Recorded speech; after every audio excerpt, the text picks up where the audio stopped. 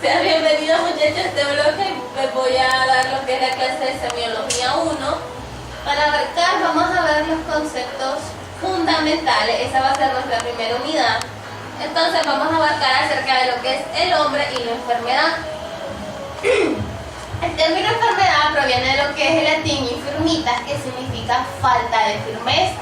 La definición que da la OMS es acerca de la alteración o desviación del estado fisiológico en una o varias partes del cuerpo humano por una causa general en conocidas manifestaciones por signos y síntomas característicos y cuya evolución es más o menos previsible. Esa es la definición que da, ¿verdad?, la parte de los OMS. Pero también la Real Academia Española, la RAE, la OPS y diferentes instituciones, diferentes corrientes, se podría decir, de que dan un diferente tipo de definición acerca de la enfermedad. Entonces, como tal, se podría decir de que la enfermedad, no todo es completamente enfermedad, ni todo es completamente salud. ¿Por qué?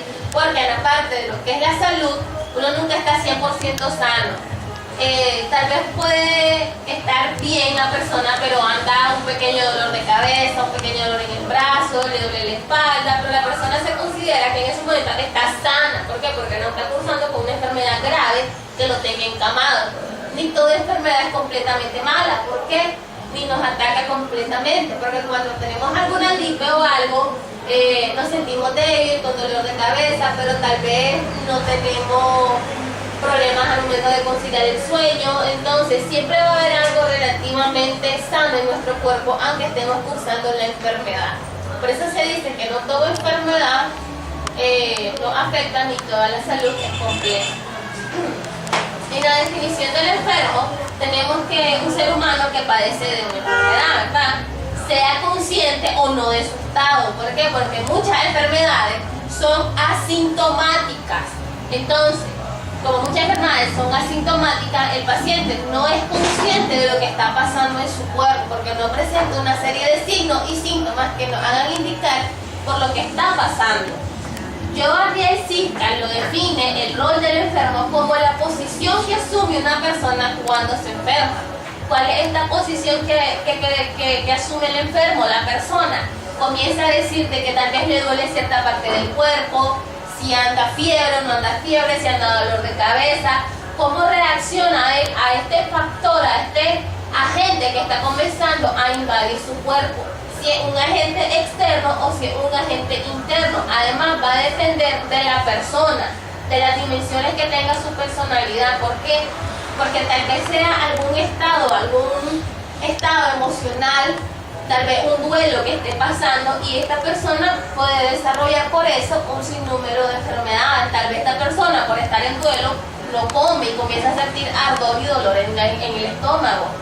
Va a depender de la racionalidad, de la constitución física y de la constitución espiritual, por ejemplo. ¿Por qué? Porque recordemos de que un ejemplo, en el Vaticano están prohibidas las autopsias. Los testigos de Jehová, si no me equivoco, son el tipo de religión de que no acepta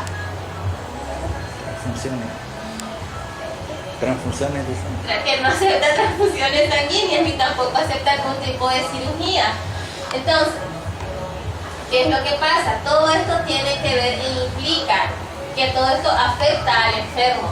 También la evolución o el tipo de tratamiento va a depender, como por ejemplo, hay tres tipos de coloración, se podría decir, en la que se clasifica el cuerpo humano. Las amarillas, que por lo generalmente son los asiáticos, los morenos, la pasión, o como quieran decir, que es la raza negra, ¿verdad?, y la raza rojiza, que son la gente de color más claro. ¿Qué es lo que pasa? Hay muchos tipos de enfermedades que por naturalidad y debido a donde ellos viven, tienden este tipo de microorganismos y ellos logran vivir con ellos, o tienen cierto tipo de inmunidad, como por ejemplo los tipos de raza negra. La gente de raza negra se le tiene que aplicar un diferente tratamiento a la enfermedad de raza blanca, por así decirlo. ¿Por qué? Porque ellos tienden a tener un tipo de sistema inmunológico aún más elevado o reacciona diferente a la persona de raza blanca. Muchas veces no se da con respecto a en Estados Unidos, pues se mira que hay esos dos tipos de gente que están enmarcados bastante ahí. Entonces, el tipo de tratamiento y cómo atacar la enfermedad muchas veces es un poco diferente. Además de que hay enfermedades que lo que hacen es justamente desarrollarse de diferentes maneras o que son más comunes en la raza blanca que en la negra y viceversa. En la experiencia de la enfermedad se dice que esta se divide en 5 etapas. La fase 1 es cuando se experimenta el síntoma. La fase 2 es en la que asume el papel del enfermo, es decir, ya está consciente, ya comienza a afectarse, ya comienza a costar realizar las diferentes actividades. En la fase 3 es en la que se toma el contacto con el agente de la salud. ¿Qué es lo que pasa? Que hasta cuando ya estamos en la última, ya no nos podemos levantar, ya no podemos caminar, ya nos sentimos realmente mal, un dolor insoportable, etc., comenzamos a asistir al centro de salud o al hospital para que nos den solución a nuestra enfermedad. La fase 4 es en la que el enfermo se hace dependiente del servicio de salud, es decir, de acuerdo a lo que el servicio de salud o el agente de salud haga y le mande, y lo hace. Y la fase 5, que es traspasar el tratamiento, es la fase de rehabilitación o recuperación, o cuando el paciente se logra normalizar si es un estado crónico que tiene. La conducta de la salud está bastardada por percibir los signos, los síntomas, cómo el paciente está asimilando esta enfermedad en su organismo. Y la clasificación de las enfermedades es que estas se agrupan por similitudes, ya sea como por ejemplo enfermedades virales, enfermedades medioambientales, enfermedades psicológicas. En el folleto sale un poco más extenso acerca de la clasificación cuando se agrupan por similitudes.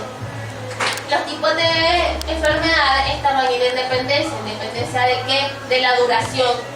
Tenemos la aguda, que se dice que esta tiene dos alternativas, o dura de 0 a 15 días o de 0 a 3 meses.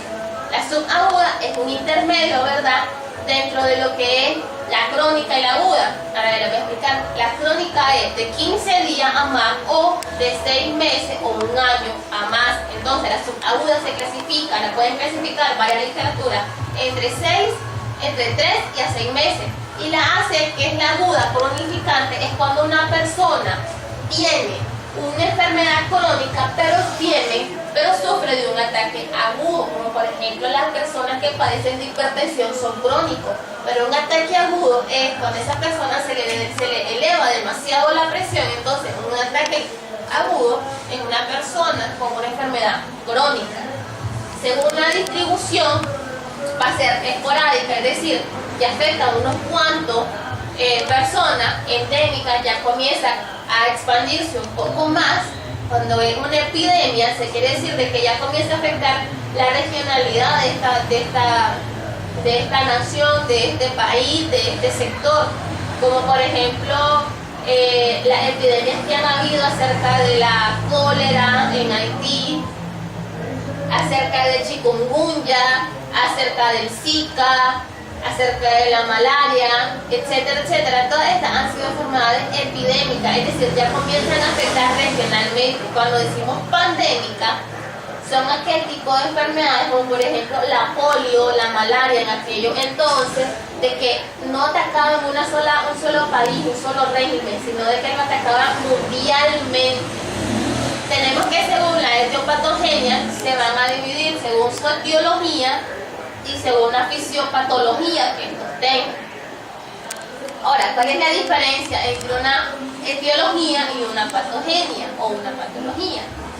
La etiología es la ciencia que busca la causa de la enfermedad, que muchas veces pueden ser causas mentales, tiene causa-efecto. Si yo hago esto, me va a dar este efecto. De eso trata la etiología, de ver qué es lo que causa la enfermedad. La patogenia es una rama de la patología que esta se va a dedicar a analizar el origen de este estado morboso. Mientras una indica qué es la causa, otra va a indicar cuál es el origen y a estudiar todas y cada una de las causalidades que ésta tenga, de las manifestaciones, de todos los signos y síntomas que puede causar esta etiología de esta enfermedad o este microorganismo.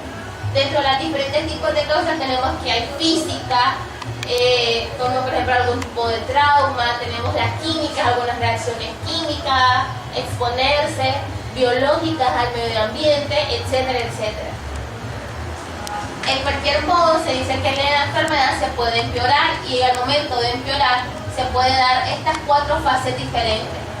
Se dice que cuando hay una fase que se empeora y los signos y los síntomas se elevan, entonces hay una exacerbación de estos síntomas que el paciente pueda percibir, de este cuadro clínico que el paciente está pasando.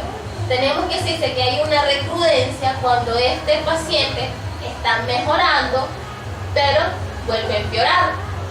Se le denomina recaída cuando el paciente está convaleciente y vuelve a empeorar, es decir, no está comenzando a recuperarse, está en un estado medio, pero surge algo que lo hace que este paciente, en vez de mejorar, empeore. Y por último, la recidiva es cuando un paciente cursa una enfermedad de salud, pero vuelve a caer, es decir, es una enfermedad recidivante. Siempre tiende o puede tender a caer en que el paciente vuelva a percibir los mismos signos y síntomas que percibió al principio de la enfermedad. Se dice del gesto que está recidivo. Hay enfermedades recidivantes, como por ejemplo las personas que le dieron chikungunya y quedaron con dolor articular. Quizás el dolor articular se le va por 1 o 2 meses, pero después de un mes vuelve el mismo dolor. Entonces es una enfermedad recidivante, no como el dolor de cabeza. El dolor de cabeza es un síntoma. La fisiopatología es el estudio de los procesos patológicos, físicos y químicos que tienen lugar en los organismos vivos durante la realización de las funciones vitales que tienen. ¿Qué estudia? Estudia los mecanismos de producción de las enfermedades en diferentes tipos de niveles. Tenemos, acuérdense, el nivel molecular, el subcelular, el celular, el tisular, el orgánico, el sistémico funcional. Es decir, comienza desde nuestra formación, desde qué es lo que pasa en la célula para llegar a comenzar a dar origen y llegar finalmente a lo que formamos, ya sean tejidos, órganos, todo un sistema, por último hasta el exterior. Recuerden algo, un principio semiológico. Uno tiene que pasar de lo general a lo específico, de lo específico a lo general, ni más ni menos. De eso parte la fisiopatología. Esta está muy relacionada con lo que es la anatomía, la biología molecular, la bioquímica, la biología celular, la genética, la fisiología, inmunología, farmacología y ciencias morfológicas. Todas estas se juntan para intentar dar una explicación a la fisiopatología, es decir, cómo pasó el cuerpo humano de estar trabajando en un orden, en un ambiente normal, a comenzar a trabajar desordenadamente debido a la alteración del microorganismo que ha causado en economía corporal, basándose en todos estos principios, a lo cual está muy relacionado. Y por último, intenta dar un tratamiento para que el paciente vuelva a su estado normal. Y por último, que es la semiología, es una rama de la medicina que se encarga del estudio de los signos y síntomas de las enfermedades, nada más. Lo interpreta y lo ordena al fin de llegar a un diagnóstico. Es decir, es lo que nosotros le preguntamos al paciente, qué tiene, cómo se siente, y hacemos la exploración física. Si se hace una buena entrevista médica, un buen historial, va a ser aún más fácil llegar con lo que es el diagnóstico de esta enfermedad que el paciente tiene. Se dice que es el arte y la ciencia del diagnóstico. Gracias a ella se puede llegar a un diagnóstico, sabiendo que sin él no podemos llegar ni a un pronóstico ni a un tratamiento apropiado. Y la semiología se auxilia de lo que son los exámenes de laboratorio en el caso de la medicina convencional, y en caso de la medicina oriental también nos podemos complementar con parte de exámenes de laboratorio y con exámenes de medicina oriental como el IRIS, el gloso, el EVE, etc. Esta comprende de 4 ramas. La semiotécnica, que esta comprende los métodos clínicos y métodos complementarios. La semiogénesis, que se encarga de esta llegar al origen de lo que son los signos y los síntomas. La semiografía, que esta estudia las características de lo que es un signo o un síntoma, y por último la clínica propedéutica, que esta reúne todo lo anterior para al fin integrarlo en un cuadro clínico y posteriormente llegar a un diagnóstico. Y eso es todo, chicos. Ese es el primer trabajo.